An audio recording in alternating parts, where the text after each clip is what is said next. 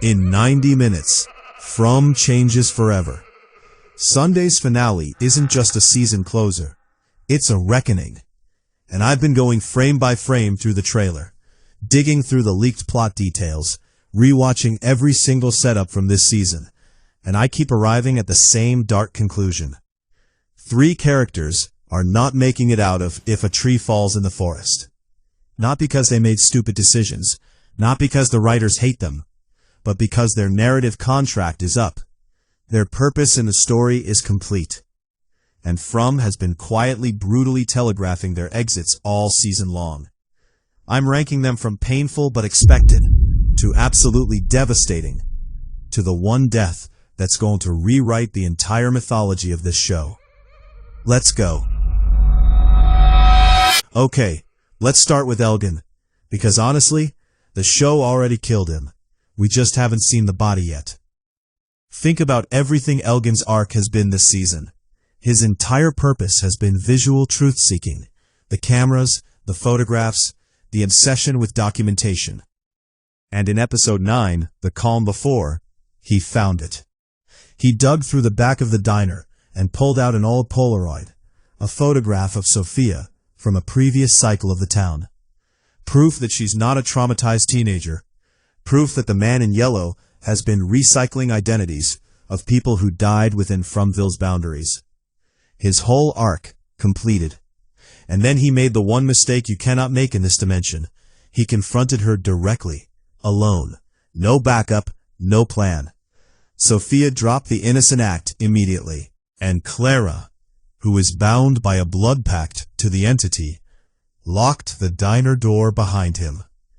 Elgin is trapped with an unmasked ancient evil, and nobody knows where he is.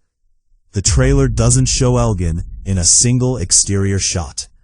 Not one. Every glimpse of him is inside that diner, and the energy is pure goodbye. Here's what makes this brutal. Elgin's death isn't random collateral damage. It's structurally required. The man in yellow, operating as Sophia, can only inhabit the bodies of people who've died within the town limits. Elgin dies inside Fromville. That means the entity gets a new face, a new layer of deception for Season 5. His death isn't a loss, it's a key. But Elgin's just the beginning, because the second character on this list, the whole community trusts them. I know. Marielle. And before you close the tab, hear me out, because this one has been hiding in plain sight all season. Marielle is Kristi's partner. She's the warmth inside the clinic. She represents the one space in Fromville that still feels like safety, like humanity. The clinic has been the last true sanctuary, which is exactly why the show is about to burn it down. Think about what we know is coming in the finale.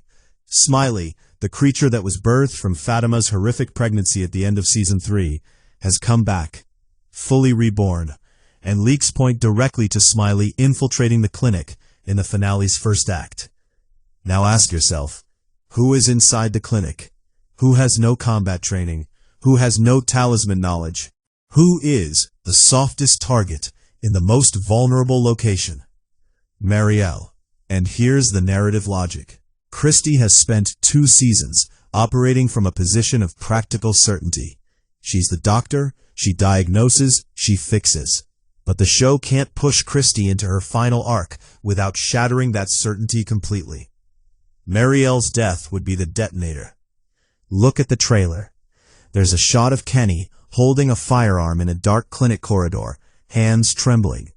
That's not a monster fight, that's aftermath.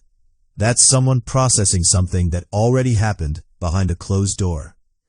The clinic stops being a sanctuary, and Marielle is the price of that transition. This is the death that's going to make the audience scream. Not because it's shocking, but because deep down, watching that trailer, you already felt it. But neither of these deaths compares to the third one. Because the third character, their death doesn't just end a storyline. It breaks the entire loop. Fatima. Stay with me. Fatima has been clinically dead By every medical metric, Kristi and Marielle have no stable vitals, no biological explanation for her continued existence. She's been solving puzzles, sleeping, acting completely normal, while her body screams that she should not be alive. And in episode 9, Clara, under Sophia's blood pact, slipped a tainted compound into Fatima's drink. What happened next was horrifying. Hair loss, black necrotic veins spreading across her torso, agonizing pain, her body entering a transition. The show has been building to this since season 3, since the moment she delivered Smiley from her own body and the kimono woman carried the creature into the tunnels. Fatima has been marked. She's been claimed. Now here's where it gets genuinely fascinating, because Fatima's arc doesn't end with her simply dying. The leaks and the season's internal mythology point to something far more complex. Her obsessive construction of a clay golem in her room at Colony House, which the show framed as a trauma response, is actually functional. In a dimension that physically manifests the fears and hopes of its residents, Fatima's desperate need for a protector created one. The golem animates, and in the chaos of the finale, as Boyd and Ellis descend into the cave system to rescue Jade and Tabitha, Fatima's transformation completes. Her humanity slips away, but in a final heartbreaking twist of consciousness, she uses her new supernatural strength to attack the other creatures. She becomes a shield. She saves Boyd and Ellis. The woman who spent a season building a guardian out of clay becomes one herself, and then she's gone. That is a finale death. Not just blood and darkness. That's tragedy with meaning. That's From at its absolute best, using a character's deepest trauma as the mechanism of their most heroic moment. Ellis watches his wife become something monstrous and magnificent, and then disappear into the dark. And that devastation? That's the emotional engine for Season 5. So step back and look at what these 3 deaths actually do to the architecture of the show. Elgin dies. The man in yellow gets a new vessel, a new identity to infiltrate whatever rebuilds from the ashes of Season 4. Marielle dies. The clinic falls. The last guaranteed safe haven is gone. The survivors are fully exposed. Fatima's transformation and sacrifice, the Golem mythology closes. Ellis is shattered, and the dimension has consumed another mother, another protector, to feed its endless cycle. And all of this happens while Sophia throws every protective talisman the town has ever known into the portal at the faraway tree. No talismans, no sanctuary, no guaranteed safe spaces. Season 5 isn't a mystery anymore. It's a war. Here's what I need you to sit with before Sunday. The boy in white told Victor that you can't let that happen, referring to the bottle tree coming down. Nobody listened. Victor was handcuffed and put on his knees, while the community executed the exact plan the entity wanted them to execute all along. Their attempt to escape is the trap. So my 2 questions for you, and I genuinely want your answers in the comments. 1.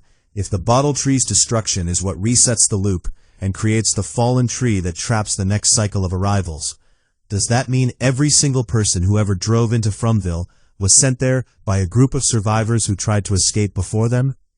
2. Sophia took every talisman, not some, all of them.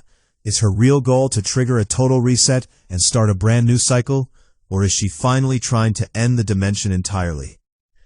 Drop your answers below, and if you're new to Drama Crypt, hit subscribe right now, because the finale breakdown is dropping the moment the credits roll Sunday night. You don't want to be the last one to the theory. See you on the other side.